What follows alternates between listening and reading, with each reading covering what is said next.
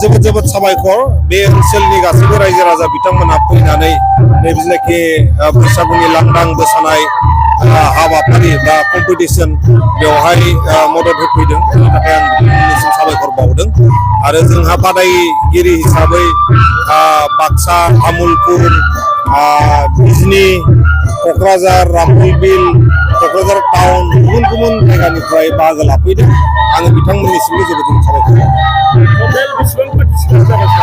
टटेल जोंहा 20टा पार्टिसिपेन्ट दङ दा प्रेजेन्ट आरो लामायाव फैगासिनो दं होननानै बुंबावदों दा 20 टटेल पार्टिसिपेन्टसा बाहाय अलरेडि दंफैयो जोंहा दा अलरेडि 2टा पार्टिसिपेन्टआ मोसाखांबाय आरो माखासे मोसानांगौ दंबावो दिनैनि साक्सेसखौ जुदि नायोबा जोङो फैबाय थानाय बोसोराव आरोबाव बेनिफ्राय साबसिन हामसिन खुंनो थाखाय लाहार फाहार खालामगोन मोसानायखौथ' जोङो खोब ट्रेडिसनखौनो नुदों बर'नि जेनाखि आसार खान्थि दामग्रा गाननाय जोमनाय बेफोरखौ बिथांमोना बेरखांहोजोबदों आरो जेसेबां नुदों बिथांमोना खोब ट्रेडिसनखौ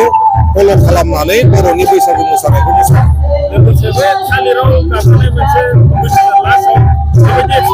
बेखौ जोङो एसे एक्साइटमेन्ट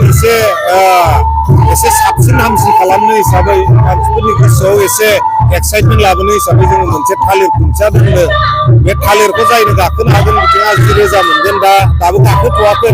नैबे मोसानाया जोबनाय लोगो लोगोनो जों गाखोनायखौ जागायगोन जोंहा आदा बिग्राया अलरेडि फैगासिनो दङ आबु सुलिकायाव फैगासिनो दं आरो गुरतम ब्रह्म बिथाङाबो फैगासिनो दङ जोङो नैबे मोसानाय जोबखांनाय लोगो लोगोनो मोनाबिलिनि जेनाखि हारिमु हाबाफारि हारिमु दिन्थिफुंनाय बियो जागायगोन धन्यबाद আজি ইউএন একাডেমি আৰু ৰাইন' ক্লাব থাইকাজোৰা থাইকাজোৰাত আজি ধুনীয়া এটা বৈশাগু উৎসৱ পালন কৰিছে ইয়াত অসমৰ বিভিন্ন জেগাৰ পৰা আমাৰ বড়ো নাচনি আহিছে তেওঁলোকে প্ৰদৰ্শন কৰিছে এটা সুন্দৰ পৰিৱেশ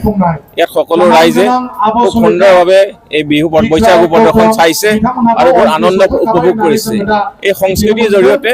আমি এটা একতাৰ বান্ধোনেৰে আমি বান্ধি খাই থাকিব পাৰোঁ আৰু বড়ো জাতীয় সংস্কৃতি বহুত উচ্চ খাপৰ আৰু সকলোৱে আজিকালি মিডিয়াৰ জৰিয়তে আমি সকলো বিশ্ব দৰবাৰতো আজি বড়ো সংস্কৃতি প্ৰকাশ পাইছে কিন্তু আমাৰ কাৰণে আনন্দৰ কথা